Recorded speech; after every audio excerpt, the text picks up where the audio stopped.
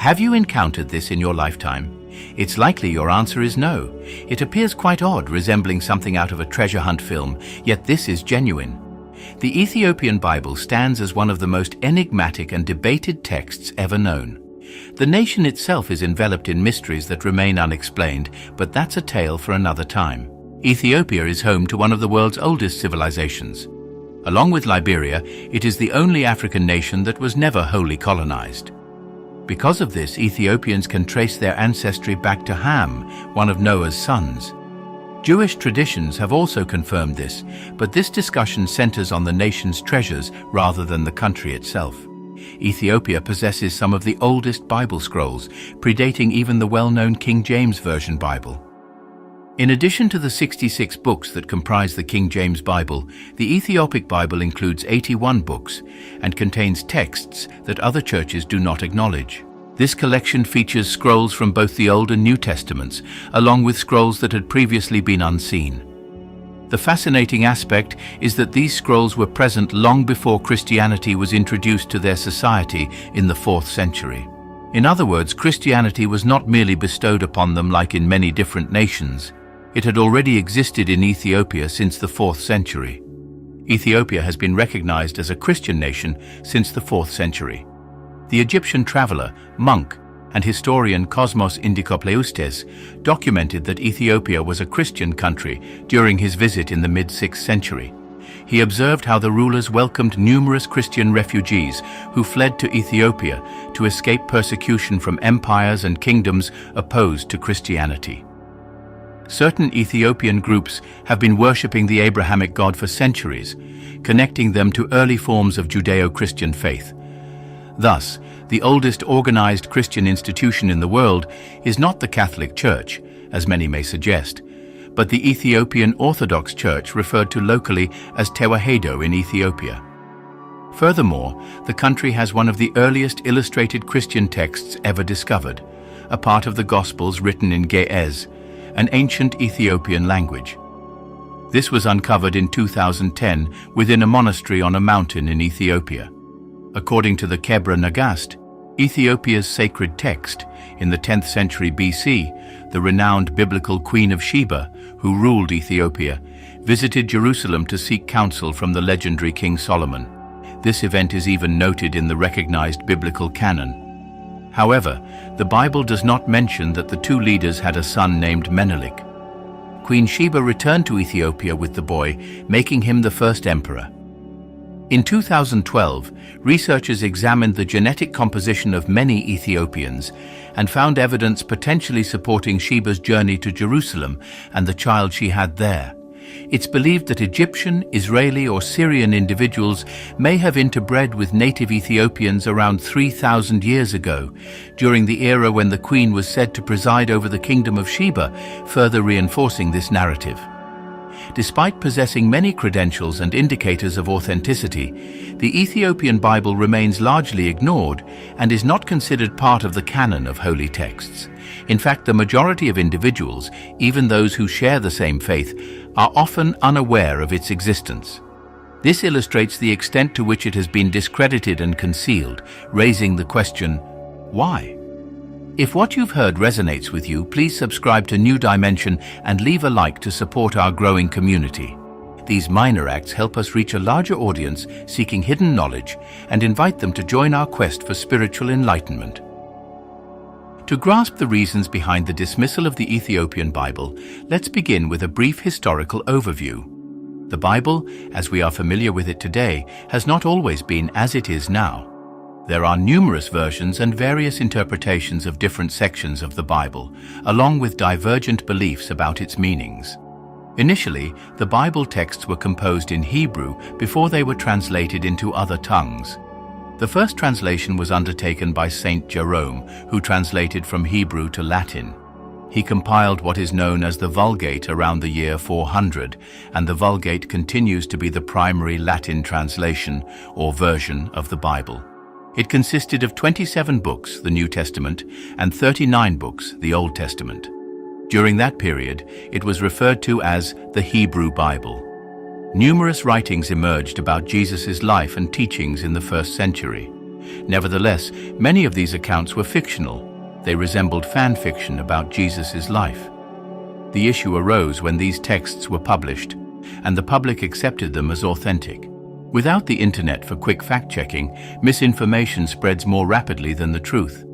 Envision the societal damage caused by these misleading writings. This dilemma raised significant concerns for the leaders in the early Christian church. They convened at the Council of Nicaea in 325 AD and the First Council of Constantinople in 381 AD to determine which texts would be incorporated into the New Testament. They deemed a book as scripture if it was authored by a follower of Jesus or someone who witnessed his teachings, was written in the first century, and corresponded with the rest of the Bible. There have been numerous modifications to what we currently refer to as the Holy Bible, but perhaps the most crucial alteration occurred during King James I's reign. Despite the Vulgate having existed for roughly 1,200 years, there were still many different versions and accounts of the Bible. This discrepancy concerned the reigning monarch of the time. He was anxious about the Bible versions prevalent during the 1600s and desired one that would unify religious factions and reinforce his authority. Several priests urged the king to implement changes, claiming that many existing translations contained inaccuracies. To address this issue, the king assembled 47 scholars to review all the different translations of the Bible available at that time. They were divided into 6 groups, each working on distinct sections of the project for 7 years. These individuals had to adhere to strict guidelines to avoid bias, and they employed various tools to create a scientific Bible that remained faithful to the original languages. When the priests and the king examined the scholars' findings and observed their similarities despite working separately, they approved, attributing it all to God's guidance. In 1611, the King James Bible was released, and owing to advancements in printing technology, it became one of the most accessible versions of the Bible thus far.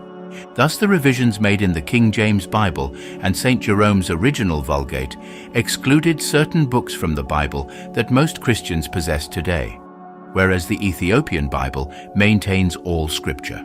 Having reviewed this historical context, it is time to explore the reasons behind rejecting the Ethiopian Bible.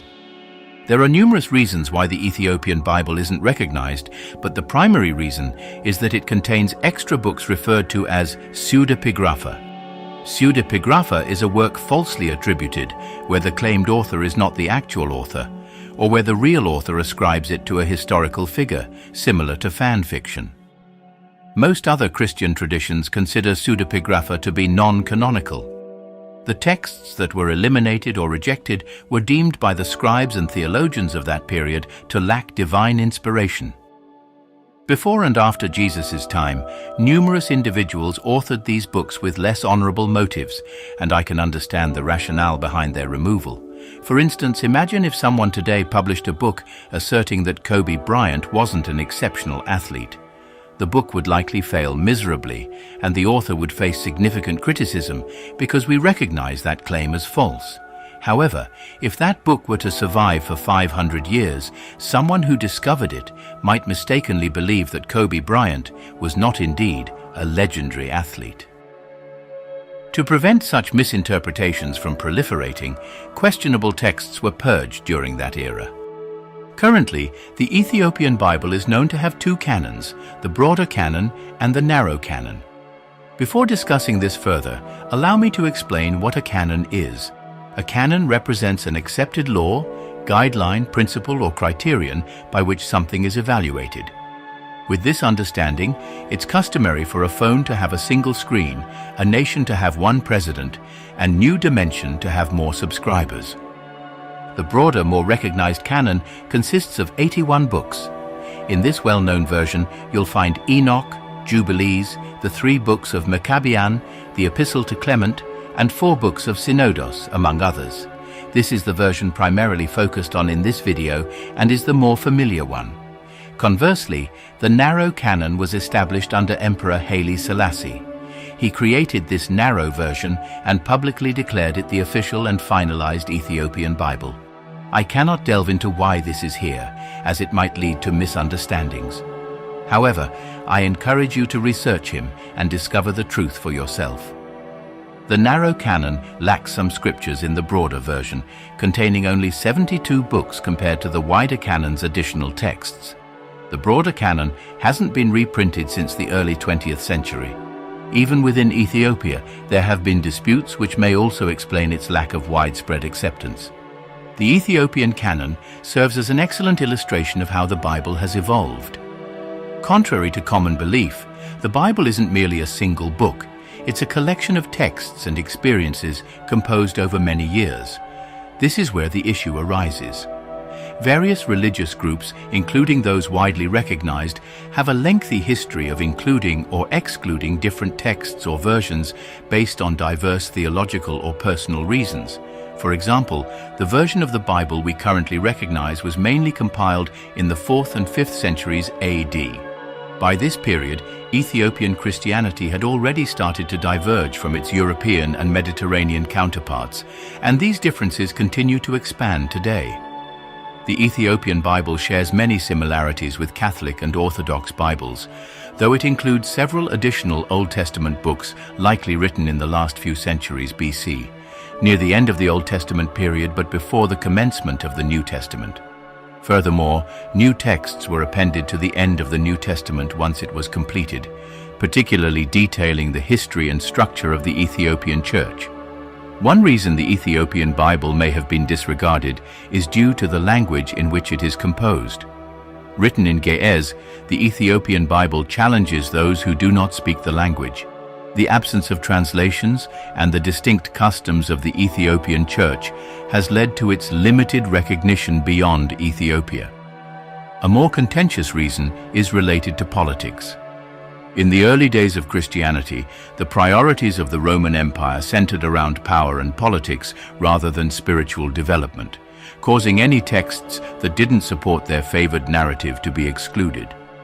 The Bishop of Rome commanded priests to eliminate scrolls not part of the Bible. However, the priests were resourceful and concealed many of them in jars discovered near the Dead Sea in the 1940s, which accounts for some variations between the two versions of the Bible. One edition is considered complete, while the other comprises what was sanctioned by church authorities.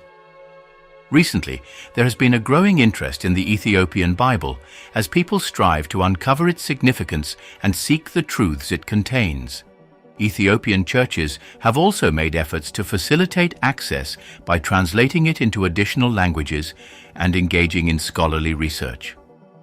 I find it intriguing that this Bible has endured for such a long time, especially following Ethiopia's assaults by various empires and the fire that ravaged the monastery's church storing the Bible in the 1930s.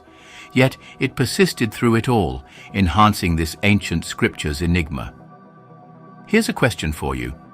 Do you believe there are still undiscovered manuscripts or missing texts that could alter our perspective on spirituality? Please feel free to share your views in the comments. Before you leave, I encourage you to view the next video on the screen. It will provide a deeper exploration of these ancient enigmas and may address any lingering questions about lesser-known biblical histories.